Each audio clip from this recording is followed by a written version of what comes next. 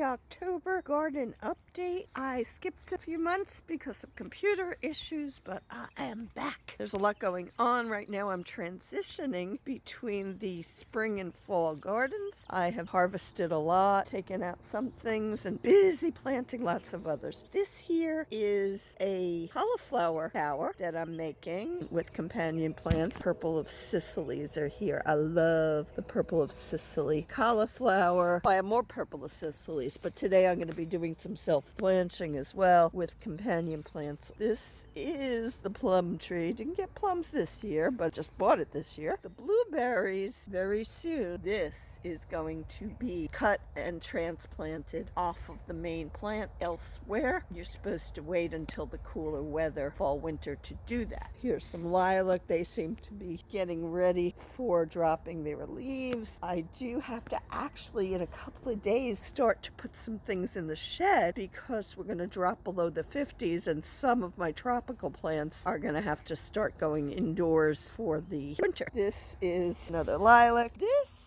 is another raspberry. I didn't get raspberries this year. This is the first year since they started that I didn't. They're doing better. I had a lot of problems over the last year or so with rust. I'm going to be in the area a lot more this year, not as much travel, so I'll be able to keep up with the organic pest control. This is my strawberry tower from before. I've been getting a lot of ground cherries this year. The strawberries in here. There's some basil, two different types. We've got the lime basil, just cutting this off so we don't get flowering before the end of the season. We've got the regular basil. Here is a second strawberry tower. I've had a lot of babies come off of the strawberries. After they stopped producing strawberries, they produced a lot of runners, and I've been transplanting some of those. Here's some beets that are companion. This is onion. I've been planting a lot of onions now too. They should be coming up. It's not quite time to plant the garlic yet. There's some I got more inside, but things that aren't quite ready to plant out yet. Here's some pea. Here's some rosemaries. I got rosemary in a store. It was organic. It said one plant, but it was really 3. You gotta separate some of these plants. They overcrowd them, then they're not gonna last. They want you to just use the leaves. I've got some bok choys that are getting ready to transplant. I'm researching their companions as well as the kohlrabis. We have the olive trees, some banana trees. I've been working on a broccoli tower. So far, I've got some beets that are coming up there, and there's some spinach. Those are some companions. I have burgundy broccoli coming, broccoli rab, broccoli romanesco, which I love the shape. It's geometrically really cool. That's just onion companion. Here's a pepper. My grape had finished the season. I had a cluster. It was only the first year. I wasn't expecting any grapes till the 3rd year. This is a catawba. Then recently I saw it's starting again. I have a cluster that's developing. I don't know if it's gonna fully develop before the weather gets too cold. I see I need to respray for some fungus on this. And over here I've got various kinds of eggplant. Here's the eggplant that's forming. That one's a little more ready. These also get a lot of fungus that I need to spray. Here's some wandering Jews. This is more eggplant. This has been producing the most this year. These are some eggplant and chives, some spiderwort. These are great pollinators. They basically flower in the morning. Some sage and some mint. I have 3 kinds of mint. I have spearmint, peppermint, and chocolate mint. This is a canna lily. My other mints. Lots of insulin plants. The aloes are looking happy. They don't like too much sun. I've got my pineapples. This is a pumpkin, although I haven't been getting pumpkins. I've had a lot of issues later in the season with my cucurbits this year with pests. You gotta plant cucurbits as early as you can because the pests get brutal. Here's another pineapple. I recently just had to take out tomato plant, but I have 3 others that are okay. More wandering Jews. My dragon fruit still hasn't produced fruit. This is probably the 2nd year, so maybe next year I'll get fruit.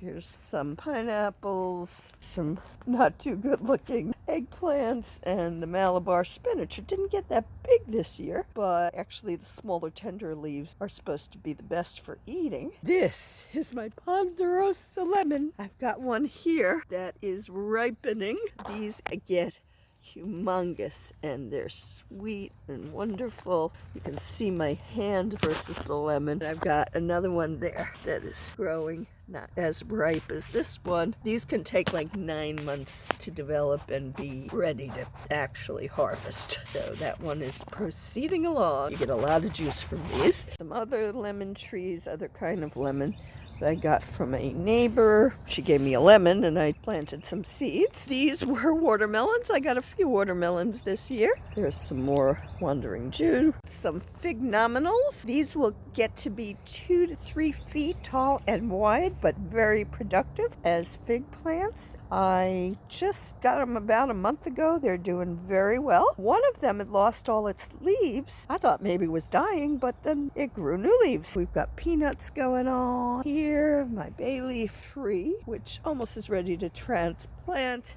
Snapdragons, not very flowering right now, although there are some flowers over there still. I love the Oriental yard-long beans. I basically like to saute them. They still stay crisp. I saute them in olive oil. This season of the year, it's cool. I've been harvesting some every day. Over here, this one, that's not quite ready. You don't let them get a yard. They'll get too thick. If they do get too thick and you start seeing the beans inside, let them dry on the plant. Then those can be dried beans that you can cook as beans. For the yard long part, when they're like 8 to 12 inches is a good time to pick them for sauteing. Delicious. Here is, I cut this way back. This is the lemon balm. That's some old chives, some lime basil, which I actually cut way back also. I have here a Brussels sprout. Now I had a Brussels sprout that went all the way. I harvested it. This one was nearby and very small. Once the weather got cool enough, the Brussels sprout started growing more. So sometimes if you have something in the wrong season, if you don't take it out, and I'll show you another example soon, then when it is the right season for it, or it thinks it is, you're going to get new growth. Here I've been putting some beans.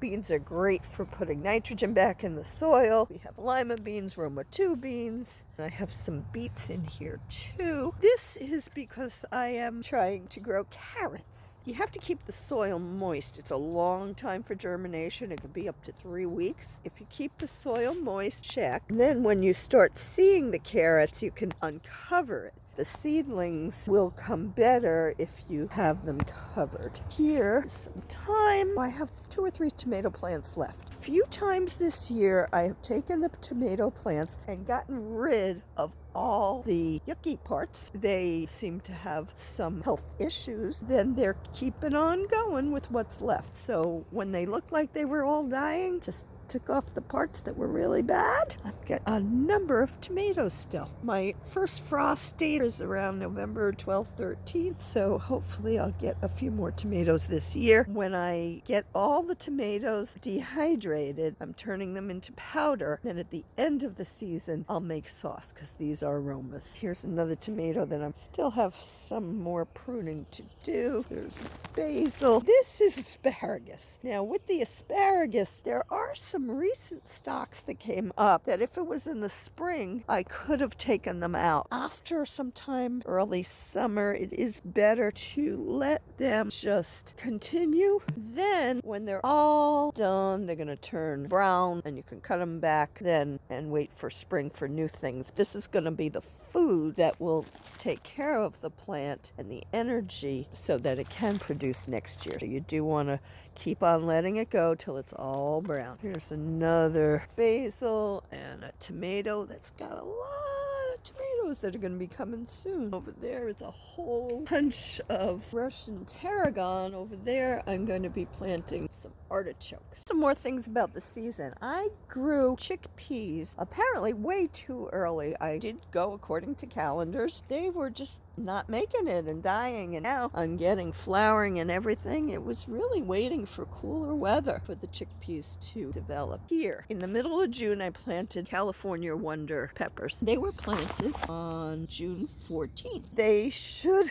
have in the summer produced, but it was already too hot. I just had leaves and the plant growing, and that's it. Now, the last couple of weeks, I'm getting lots of peppers and flowers. So it was just waiting for it to be cooler because it didn't like how hot it was. I haven't really seen many bees in this neighborhood of the garden. Other parts of the garden have a lot of bees. So I looked up pollinating these. I didn't know if I should hand pollinate. They are actually self-pollinating even by the wind. The flowers have male and female parts. They can take care of themselves. So I'm finally getting peppers. Now here's those Oriental yard-long beans. Here's one that I'm gonna take off because that's a good size to eat. Blackberries have had it for the season. You can see the blackberries in between a whole lot of other things. They're gonna get ready to be pruned. Behind my rose bushes, I occasionally get a very special crop. Last year, it started out in my sweet potato patch. There are cats who have found that in behind the rose bushes is a real good place to have kittens and protect them. Mama is home now and the kittens are under her. There's Mama sleeping away. She's learned to trust me and knows I'm not going to touch her kittens. She's not even looking at me. She is sleeping with the kittens under her now. With all those thorns, who's going to bother her kittens? Very smart. Got snake plants over there, and on this fence, I've been training for some of my passionflower maypop plants to take over this fence, as you'll see that they've taken over other fences. I do have arborvitae trees, which are in the thuja family, that a lot of plants will not grow under. These will. To give them a good start, I also have started them in pots. This will take over. Over here, I have a lilac, so that's just coming along into season. This fig tree from my neighbor, she cut back a lot after the season, but it's growing back over, but it produces a lot of figs, and a number of them come over the fence. I'm allowed to have those, so that's wonderful. Here I've got my elderberries. I actually got a few elderberries this year. Last year I think the birds got all of them, but the birds need food. This year I got a few elderberries. I also have some cuttings that I've potted and will be planted as well, so I've got new elderberry bushes coming along. Here's what I was talking about with the maypops. They haven't yet opened this morning. This is the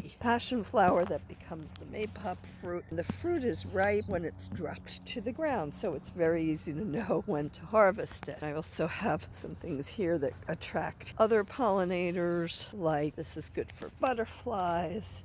They're lantanas. I have here some potatoes that are growing. My sweet potatoes are just about done. I have my fall potatoes coming up here, as well as in another bed. Sweet potatoes, a lot of them have been harvested. I've got a couple of sets of plants still to harvest, but I'm going to wait a few more weeks. Bed that had those yard-long beans that are growing, and over here I've got lots of potatoes that are coming up. These are my Yukon Golds, my Red Norlands, my Gold Rush, and Adirondack Blue potatoes, and in the middle I also planted a number of beans as well. I see some dragon tongue beans, some Roma 2, lima beans. Better look at the blackberry section. Work going on, planting lots of fall crops, finishing up some of the other crops. People think after the summer that they should wait till the spring, but no, you can definitely grow a lot of food in the fall and the winter, and even there's things you can do in the winter, even if you're in the colder areas, and I do overwinter a lot of things in my shed. All my tropicals are going to be going in there. Some when it starts to get under 50 at night, 40, 30, etc.